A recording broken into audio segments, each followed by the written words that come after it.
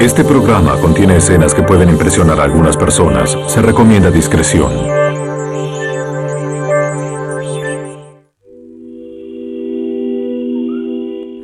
Cancelamos el programa previsto para esta hora para ofrecerles las noticias del exterior.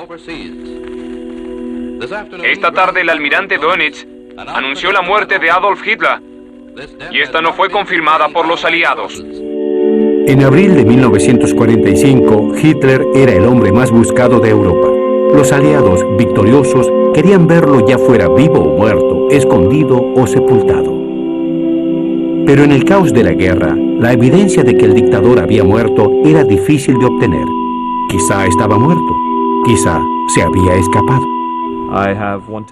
Un testimonio afirma el lugar exacto de sepultura de Hitler en la Patagonia. Gran cantidad de testigos vieron la llegada de submarinos nazis a la costa argentina y la descarga de cajas llenas de oro y documentos nazis. La sospecha de que Adolf Hitler intentaría buscar refugio en la Argentina genera preocupación. A menudo discrepamos acerca de los hechos, qué fue lo que pasó y por qué. Sin duda, uno de los mejores ejemplos de estas diferencias de interpretación fue lo que le ocurrió a Hitler al final de la Segunda Guerra Mundial. La misteriosa desaparición del dictador atrajo a espías, científicos e historiadores de Estados Unidos, Rusia e Inglaterra.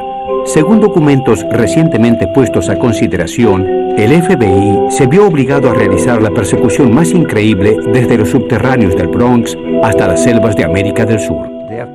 De hecho, el FBI recibió información de que Hitler había huido de Alemania, de que estaba en Argentina, en diversos lugares de Estados Unidos o en otros lugares. Y en las zonas donde teníamos jurisdicción, Estados Unidos y en cierta medida América del Sur, hicimos averiguaciones para saber si aquellas afirmaciones eran ciertas. Los aliados pasaron 6 años intentando derrotar a Hitler. Pero les tomaría mucho más tiempo aclarar la confusión que rodeó su destino final. Conspiraciones, realidad y ficción se abalanzaron sobre el vacío que dejó la desaparición del dictador.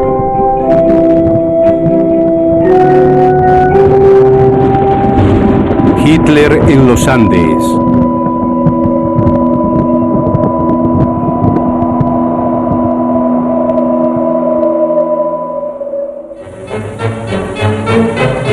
Fragmentos que tomamos de noticieros alemanes. Esta es la ubicación en la cual presuntamente se produjo el atentado contra la vida de Hitler. Hitler estaba acostumbrado a eludir la muerte. En 1944, unos oficiales alemanes intentaron matarlo al colocar una bomba en la guarida del lobo. 4 hombres que estaban cerca del lugar murieron. Una buena explicación para los crédulos. Temiendo futuros ataques, Hitler sembró confusión acerca de su paradero. Ya en 1944, la gente no sabía con certeza si estaba vivo o muerto. No hay evidencia de que alguien haya sido lastimado. De cualquier modo, el Führer, más encorvado que de costumbre, va de cama en cama, compadeciéndose por las víctimas.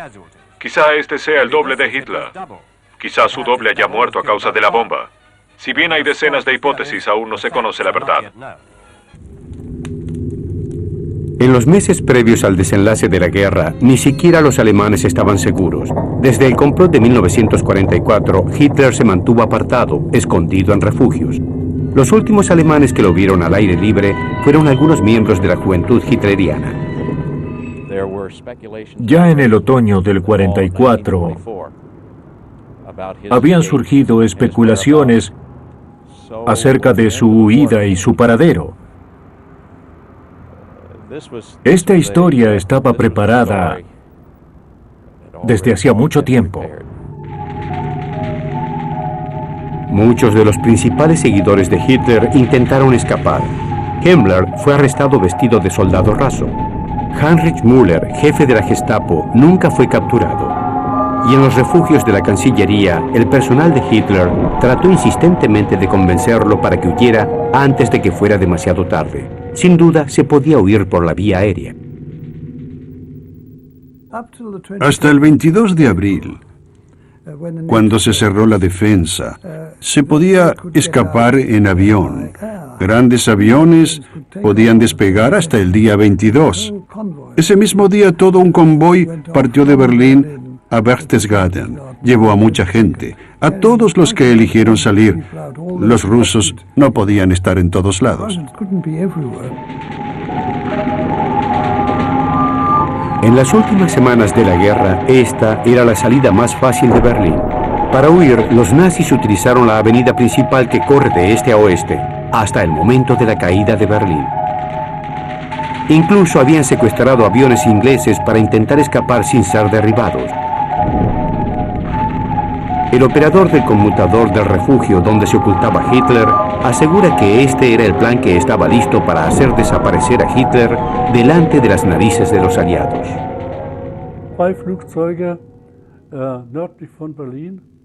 Dos aviones esperaban en el norte de Berlín. Uno de ellos era el JU-390 y el otro un Blohm & Voss, que podía volar la misma distancia. Podían viajar 18.000 kilómetros sin reabastecerse de combustible. Si quería, Hitler podía escapar. La posibilidad de que Hitler escapara desesperó a los soviéticos. El 22 de abril, las primeras tropas soviéticas llegaron a las afueras de Berlín, todavía defendidas con fiereza. Ansiaban que Hitler aún estuviera en la ciudad. Stalin organizó equipos especiales llamados Smerch. Smerch fue el servicio de contrainteligencia militar durante la guerra. Como todos sabemos por las películas de James Bond, significa muerte a los espías. Su objetivo era encontrar a Hitler vivo. Sin duda, Stalin quería capturar a Hitler. Tenía la intención de juzgarlo.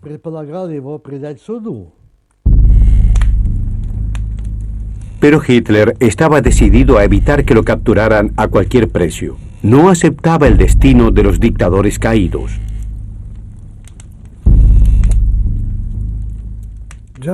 Justo antes del final, llegaron las noticias de lo que había pasado con Mussolini, de cómo había sido fusilado y colgado boca abajo en una plaza en Milán. Y Hitler no quería terminar así.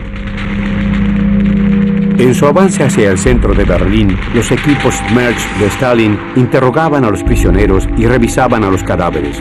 ¿Dónde estaba Hitler? ¿Era posible que se les hubiera escapado de las manos? La primera noticia del paradero de Hitler no disipó las dudas. El 1 de mayo, el comandante soviético Zhukov recibió un mensaje desde el refugio de Hitler. Decía que el dictador se había suicidado el 30 de abril. Horas después, un programa de radio contaba una historia diferente. Deutsche Männer und Frauen, Soldaten der deutschen Wehrmacht. Unser Führer Adolf Hitler ist gefallen. In tiefster Trauer.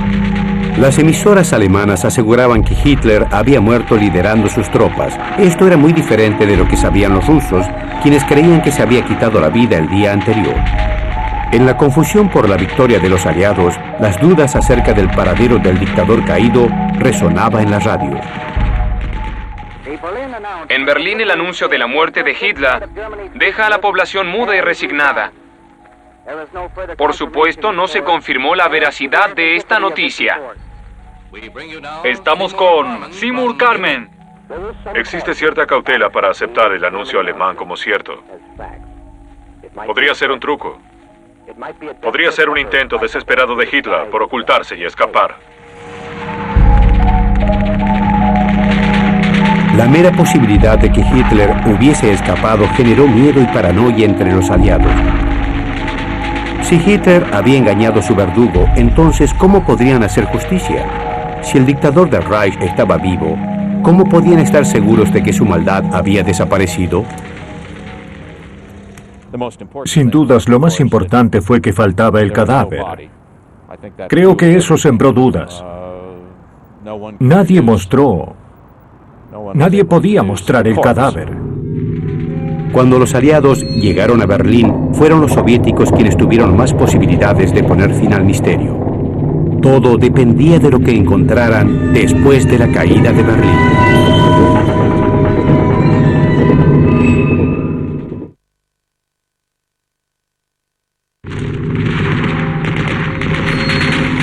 El 2 de mayo, las tropas soviéticas tomaron los edificios estatales de Berlín. Esto representó la derrota final de la Alemania nazi. Habían pasado 2 días desde el anuncio radiofónico de la muerte de Hitler y el mundo esperaba pruebas. Si estaba muerto, ¿dónde estaba el cadáver?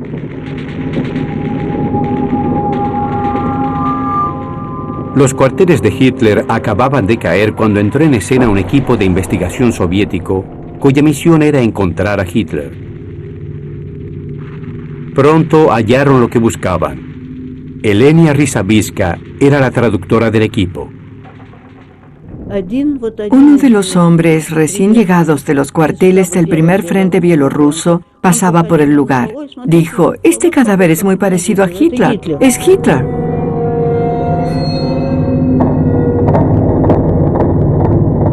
Esta fue la prueba de que Hitler estaba muerto. Por fin, un cadáver. Los soviéticos trajeron a algunos nazis capturados para confirmar si este era el verdadero Hitler. El cadáver tenía un bigote pequeño y flequillo, pero muchos alemanes dijeron, no. Solo uno creyó ver un parecido con el dictador.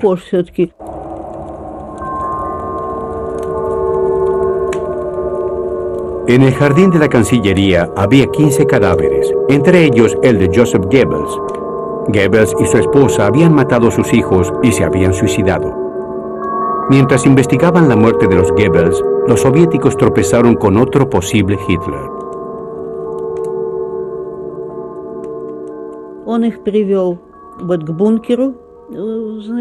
Nos condujeron al refugio de Hitler, donde habían hallado los cadáveres de los Goebbels.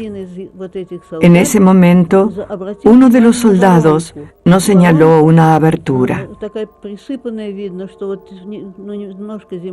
La abertura estaba tapada con tierra. El soldado se metió. Bajo sus pies, descubrió un trozo de pierna humana y un retazo de sábana quemada.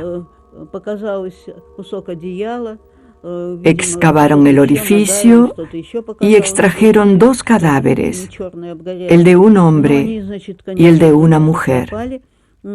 Los rostros eran irreconocibles.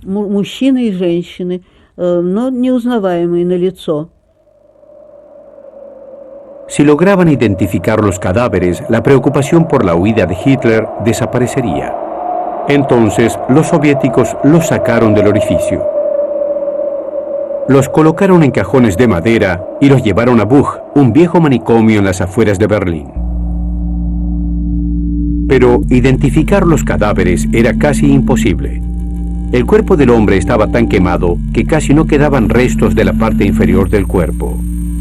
Aún así, los soviéticos se rehusaban a decirles a los estadounidenses o a los ingleses qué estaban haciendo, menos aún pedirles ayuda.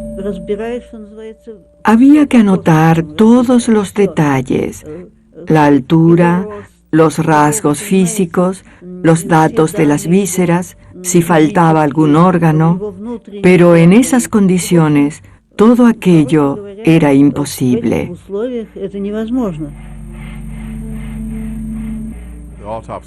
La autopsia fue realizada en muy malas condiciones.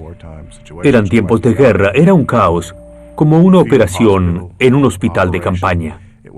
Era imposible realizar un buen trabajo.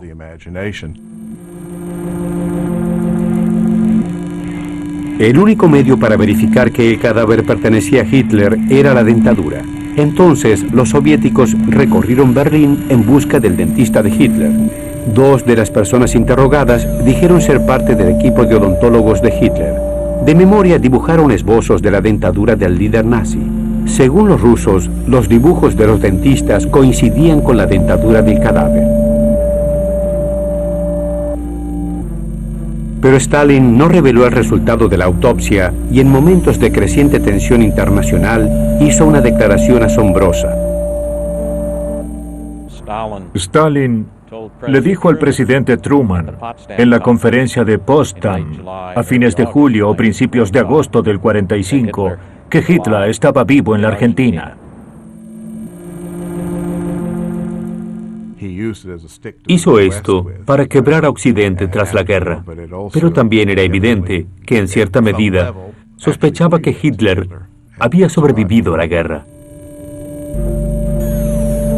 Stalin tenía motivos para dudar de la autopsia soviética. Todo dependía de la prueba odontológica. No contaban con radiografías que pudieran confirmar que el cadáver correspondía a Hitler. Íntimamente, Stalin guardaba sospechas. Tratándose de una cuestión tan importante como el destino de Hitler, no tuvo reparo en pasar por alto las conclusiones de un equipo de cirujanos.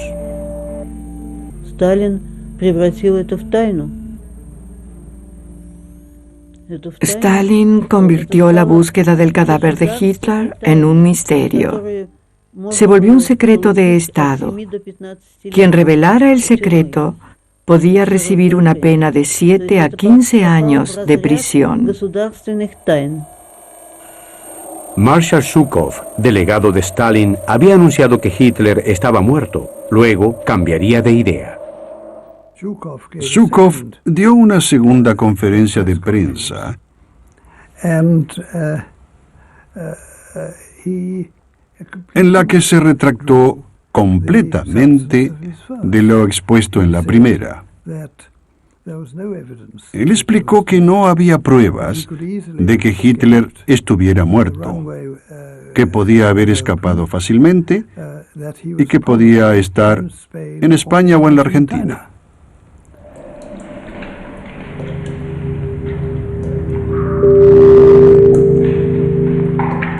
La afirmación de Stalin conmocionó a los aliados y encendió la imaginación de todo el mundo. Entre los más sorprendidos estaba el general Eisenhower. Meses después de la caída de Berlín, las dudas del general salieron publicadas en todas partes. No logramos encontrar una sola prueba concreta de la muerte de Hitler. Si bien al principio creí que Hitler había muerto, ahora tenemos motivos para suponer que aún vive. La prensa se encargó de aumentar la confusión. Fuentes rusas señalaron que las dudas del gobierno soviético aún persistían. El ejército estadounidense no sabe si está vivo o muerto. Alemania aliada, diciembre 19. Soviéticos dudan de la muerte de Hitler. A pesar de que habían hurgado en las ruinas del despacho de Hitler, los aliados no lograban determinar qué había sucedido con él. 4 meses después de la victoria en Europa, reinaba la confusión con respecto a la muerte del dictador. Lejos de haber sido ajusticiado, Hitler se había esfumado.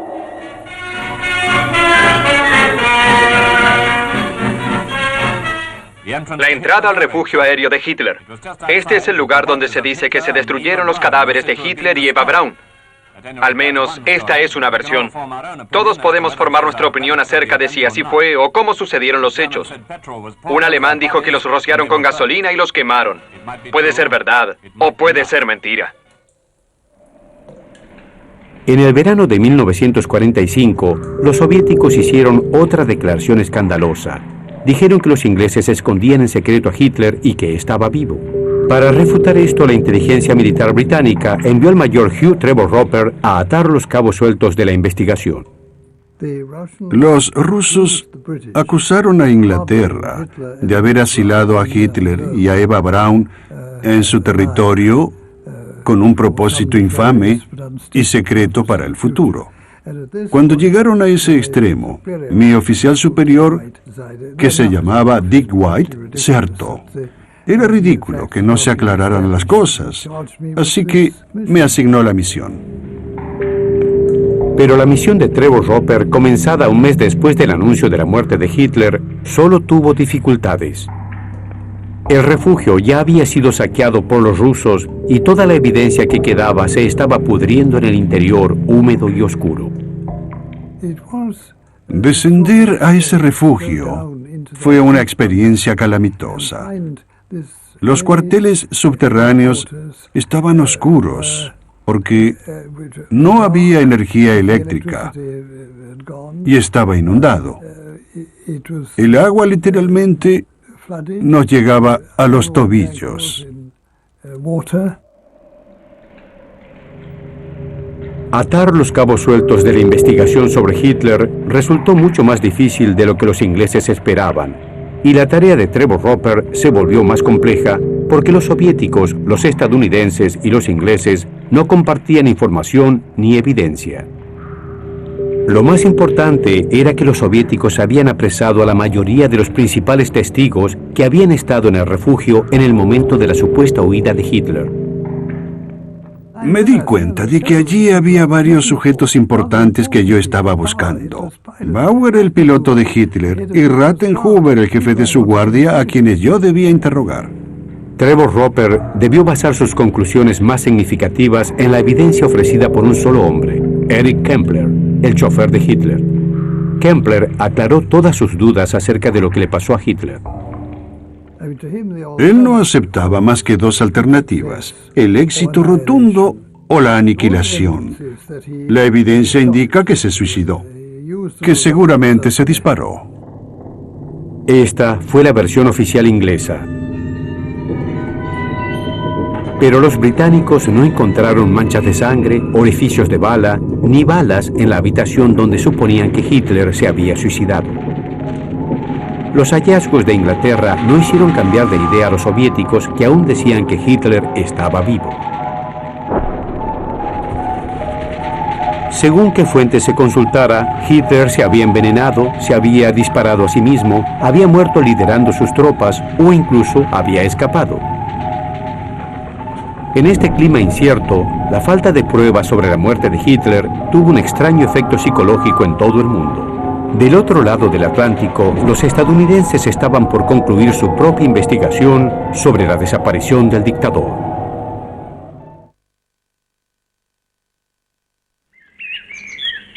En septiembre de 1945, el FBI emprendió una de las investigaciones más extraordinarias: determinar si Adolf Hitler había huido de Berlín y cruzado el Atlántico. El FBI realizó una gran redada de espías en los Estados Unidos. Un buen trabajo conducido por Edgar Hoover. El director del FBI, Edgar Hoover, era un hombre obsesivo, desconfiado y neurótico que forjó su carrera hallando enemigos dentro de las fronteras. Traidores mezclados entre los espías. Hoover sentía un gran desprecio por los nazis. Para él, como para el resto de nosotros, Hitler era sinónimo de maldad y el principal enemigo de los Estados Unidos. Estos documentos del FBI, recientemente puestos a consideración, revelan la histeria y la preocupación que había llegado desde Berlín hasta este lado del Atlántico en esos días. Estimado señor Hoover, días atrás vi una encuesta acerca de la muerte de Hitler. Soy una de las tantas personas que piensan que Hitler aún está vivo y quizá esté en el hermoso país donde tenemos la suerte de vivir. Las encuestas de la época señalaban que la mayoría de la gente creía que Hitler había sobrevivido a la guerra. Esto hizo que muchos creyeran haberlo visto.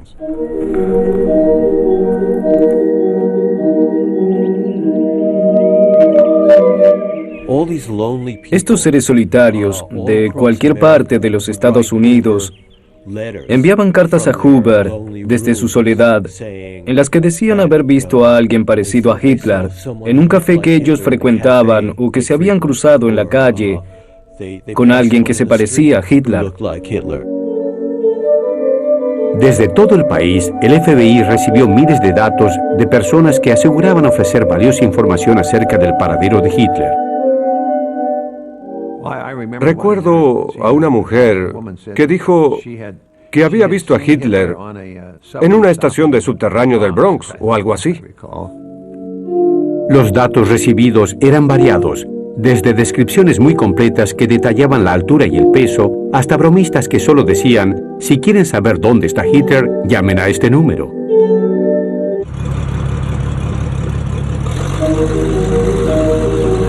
En plena histeria colectiva, todas las agencias del gobierno de los Estados Unidos recibían datos del paradero de Hitler en ese país. Mientras desde Berlín se seguía acrecentando el misterio, la investigación del FBI ya había reclutado a 1000 agentes que debían trabajar permanentemente sobre la base de esos datos. Generaron más de 1200 documentos e informes sobre la huida de Hitler.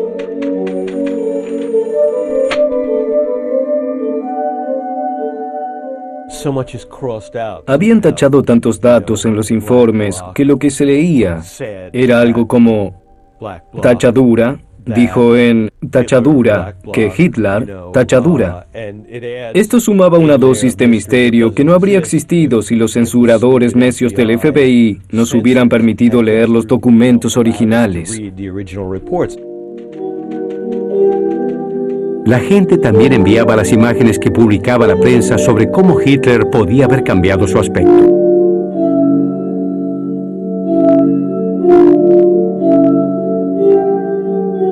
El coleccionista más entusiasta resultó ser la Police Gazette. Casi todos los puestos de periódicos y peluquerías ofrecían a sus clientes estas imágenes sensacionalistas que se renovaban todas las semanas mencionando el último paradero de Hitler. Todos estos informes también debían ser registrados por el FBI. Los artículos no ofrecían muchos detalles.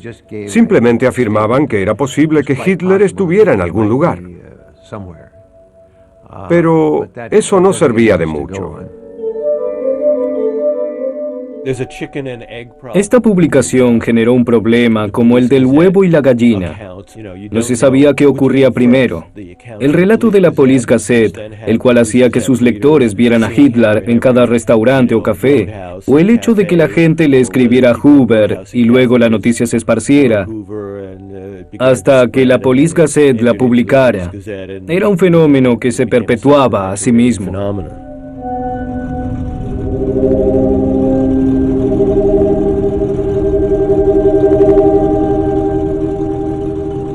Mientras el FBI perseguía fantasmas en los Estados Unidos, la Unión Soviética se confiaba de toda prueba que pudiera confirmar cualquiera de los destinos de Hitler.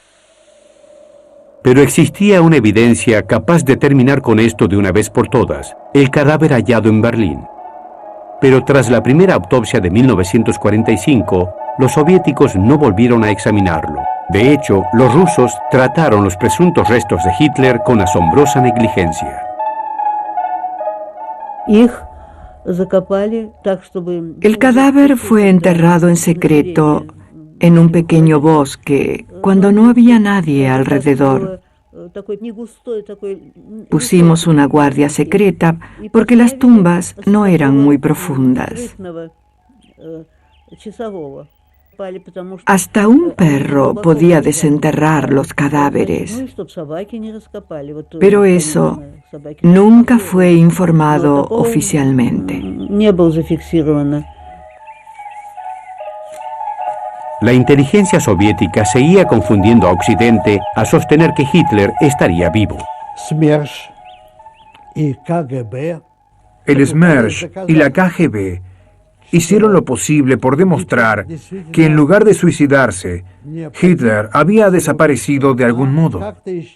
Esto marcó el comienzo de un misterioso procedimiento llamado Operación Mito. Nadie sabe si Stalin realmente creía eso o si era una artimaña de la Guerra Fría. Pero la Operación Mito fue el fundamento de Stalin para afirmar que Hitler había huido y estaba protegido por los fascistas occidentales. En España gobernaba el general Franco, en la Argentina el general Perón. Estos, según afirmaba Stalin, eran dictadores reaccionarios seminazis, partidarios de Alemania. Por lo tanto, Hitler podía haber huido a alguno de esos lugares. La idea de Stalin era bastante razonable. Aún antes del 45, en la Argentina vivían muchos alemanes. Hitler no habría sido ni el primer alemán ni el primer nazi en escapar a América del Sur tras la guerra. Rastreé a 300 criminales de guerra que huyeron hacia la Argentina. Estos son los que tienen o han tenido demandas judiciales en su contra en Europa. Pero si sumamos las personas u oficiales de la SS sospechosos de haber cometido crímenes de guerra, pero sin procesos judiciales en su contra, la cifra llegaría a varios miles. Además de las teorías insólitas y las denuncias de quienes presuntamente vieron al dictador en los Estados Unidos, surgió una idea más firme sobre el paradero de Hitler. La hipótesis en favor de su supervivencia decía que un doble había muerto en su lugar en Berlín y que él y Eva Braun habían logrado huir hacia Noruega. Y desde allí habían partido en submarino hacia América Latina.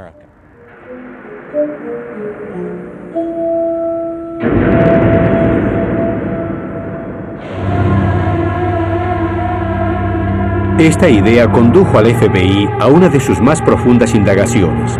Uno de los informes que alimentaba la sospecha se refería al viaje del U-977. Partimos de Noruega el 6 o 7 de mayo. Tras la partida nos convertimos en una nave fantasma que deambuló por el norte de Escocia, más allá de Irlanda, Francia y Vizcaya.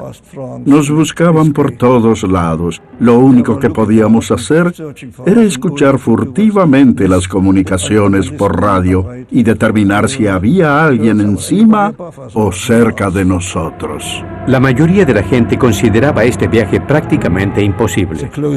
La ropa que llevábamos puesta estaba húmeda y llena de moho.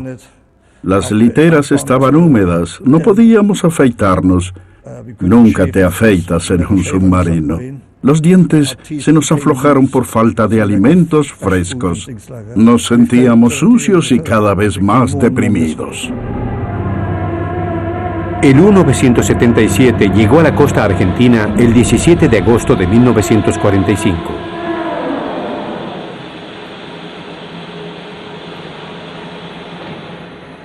Inmediatamente, la tripulación fue tomada prisionera y acusada de ocultar a Hitler a bordo. Estos submarinos llegaron a la Argentina y la tripulación se entregó.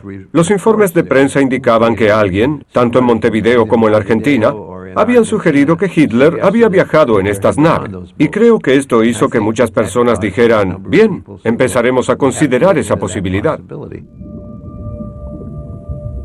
Llegaron al FBI más noticias acerca de los desembarcos de submarinos.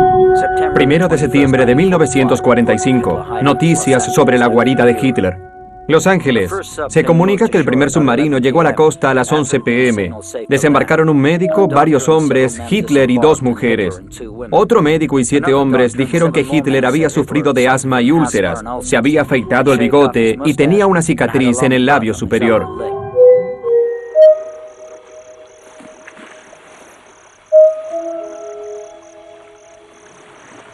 La Armada Argentina intentó capturar los submarinos, pero la extensión de la costa facilitó la huida y el desembarco de los nazis. Llegaban hasta acá, hasta una estancia perdida en la inmensidad y la desolación de la Patagonia. Llegar hasta ahí, bajar lo que se pudiera bajar, la gente, las cosas que trajeran, lo que pudieran utilizar del submarino. Digamos, eran zonas no patrulladas, zonas donde las estancias daban al mar. Ahora, en aquel momento, eso eran estancias alemanas.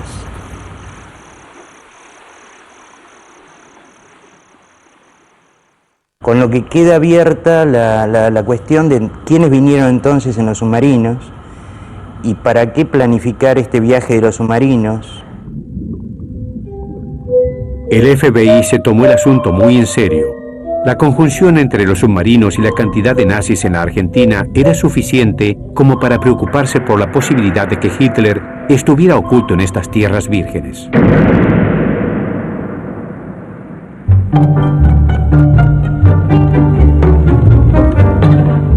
Para investigar a fondo el asunto, el FBI organizó un operativo secreto en la Embajada de los Estados Unidos en Buenos Aires.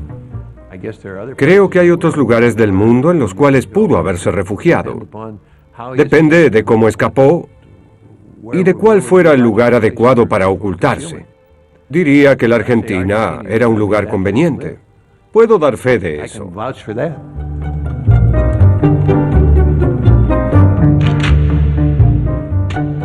John Walsh trabajó en condiciones muy extrañas.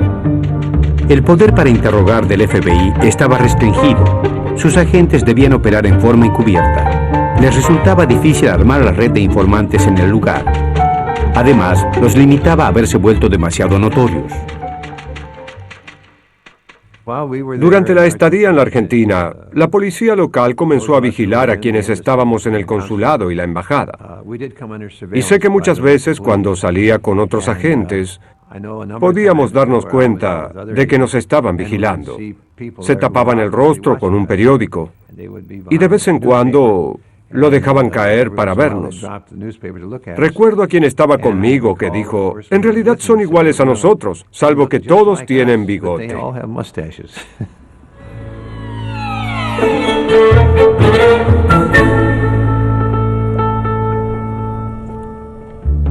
Muy pronto, mientras la información llegaba al gobierno argentino, los agentes del FBI armaron un patrón de los posibles movimientos de Hitler basado en informes brindados por quienes creyeron haberlo visto. La información del exterior de la Argentina era suministrada desde Washington hacia Buenos Aires por el sistema de radiogramas del FBI. Todos los mensajes recibidos eran sujetos a revisión por el equipo de enviados.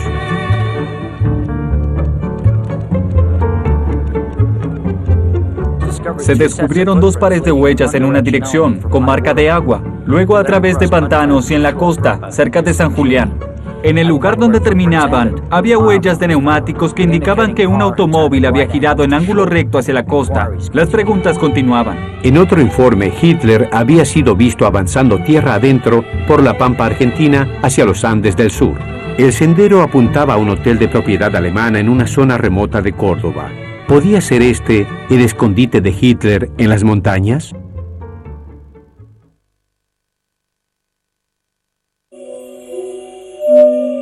A fines de 1945, 6 meses después del fin de la guerra, el FBI supuso que estaba por llevar a cabo el arresto del siglo.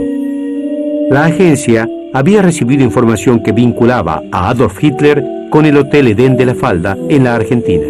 Erigido en el esplendor de las sierras, el Hotel Edén era el centro de una opulenta comunidad alemana establecida desde hacía tiempo. Sí, era algo hermoso. Hoy a uno le da pena de verlo como está, ¿no?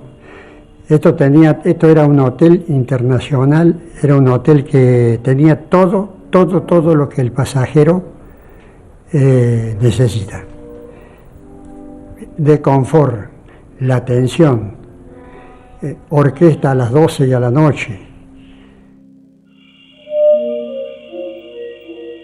Y bueno, venían grandes la aristocracia de Córdoba, de Buenos Aires, donde estaba toda la fiesta. Y duraba el baile hasta las 4, las 5 de la mañana. Desde los años 30, el Edén había sido un paraíso para su clientela, en su mayoría alemana. Era propiedad de Ida Eichhorn, la opulenta alemana de la alta sociedad, cuyos vínculos en Alemania llegaban a las esferas más altas del poder. Sé que ella viajaba continuamente a Europa.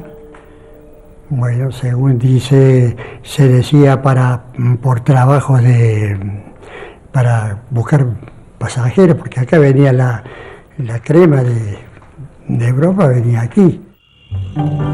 Las conexiones que Eichhorn tenía en Europa fueron las primeras en despertar sospechas en el FBI.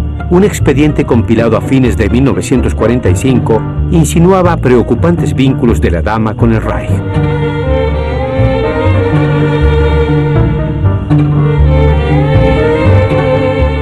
Incluso antes de que los nazis llegaran al poder, Eichhorn había enviado un cable mediante el cual ponía a disposición de Goebbels los 30.000 marcos de su cuenta bancaria.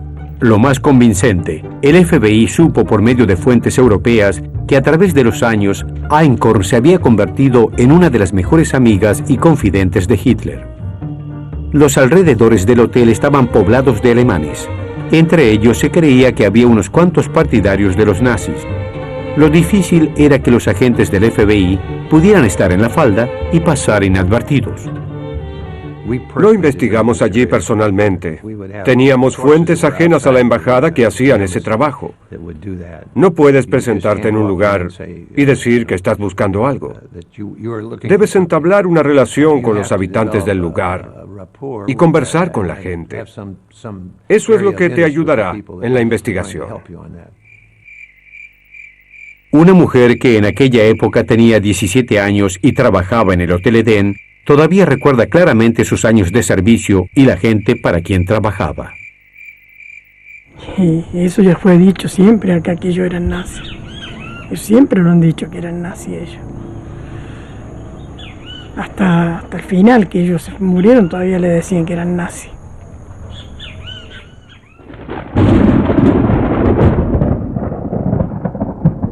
Y ella tenía muchas cosas de él ahí en la casa, muchas cosas. Y hubo cartas que se le han entregado a Córdoba también, que las han visto. ¿Ves? Había muchas fotos de él, todo en la casa.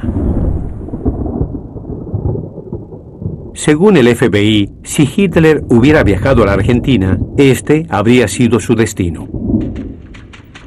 En cualquier momento que el Führer tuviese problemas, encontraría refugio seguro en la falda, donde ya estaban hechos los preparativos necesarios.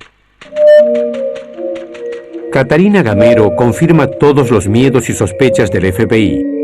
Luego de la caída de Berlín, tras la investigación británica y las dos investigaciones soviéticas de la muerte de Hitler, Catarina afirma que Adolf Hitler llegó al Hotel Edén en 1948. Después de la guerra estuvo en la casa de familia.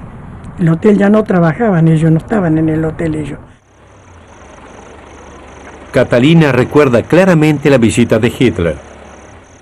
Bueno, yo lo que recuerdo de él llegó una noche, se ve que el chofer lo trajo, yo no, estaba en el tercer piso. Catalina incluso recuerda las comidas de Hitler. Tuvimos orden de llevarle el desayuno, pero dejarlo en la puerta, golpear la puerta y dejar la puerta en la bandeja. Comía bien porque lo que le poníamos venía vacía la bandeja. Bueno, ahí la mayoría de la comida siempre han sido todas alemanas. Lo que más se servía esos días era, suponer, los soufflés de queso, los Kartoffelpuffer, como le decían ellos, con el puré de manzana, todas comidas más bien alemanas.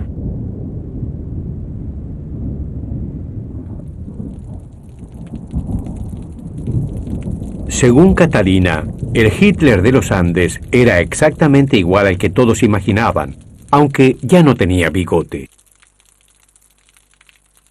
Se ve que se los había sacado. Ahora la peluca sí, porque era una peluca la que él tenía, no era pelo. 4 pelitos así, pero se veía que era una peluca. Era una casa que entraba gente todo el día, salían, pero eso fue privado, 3 días privado arriba. Pero abajo estaba como normal, como todos los días dentro.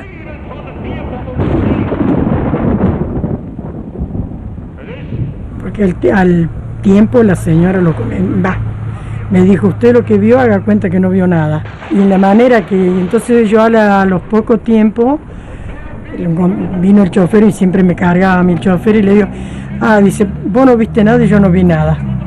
Entonces, eso no, fue como si no habría pasado nada. Fue una cosa muy, muy secreta, ¿vio? Muy, muy... Pero como han pasado tantos años, a mí me importa un pepino. Y si no lo quieren creer, que no lo crean, y chao. ¿Qué quiere que le diga yo? Yo digo lo que vi nada más.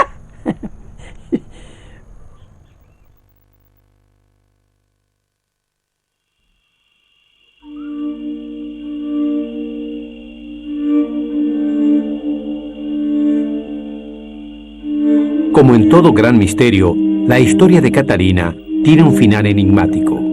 Y arriba del pan de azúcar había unas casitas alpinas que eran de madera, yo creo que no existen más ya. Como a los 15 días la señora me dijo que teníamos que hacer una visita. Y fuimos nosotros con comida todavía acá y estaba él ahí. Según lo poco que se hablaba por teléfono, él estaba en La Rioja. Y después desapareció de acá.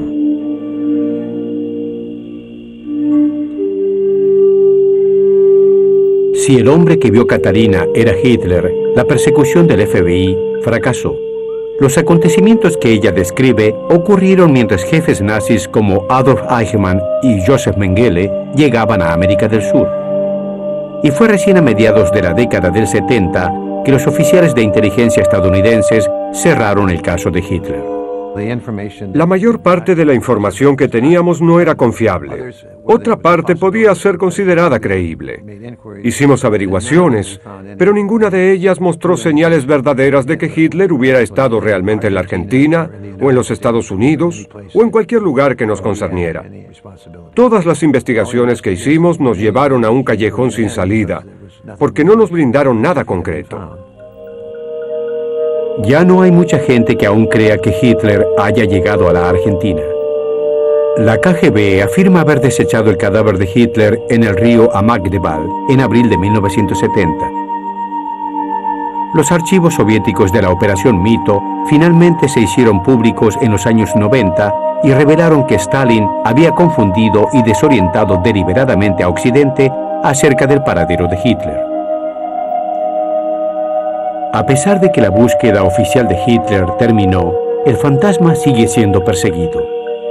Hay fantasiosos que, después de años, pendientes de cada palabra publicada en la Police Gazette, aún siguen sus huellas desde los Andes hasta la Antártida.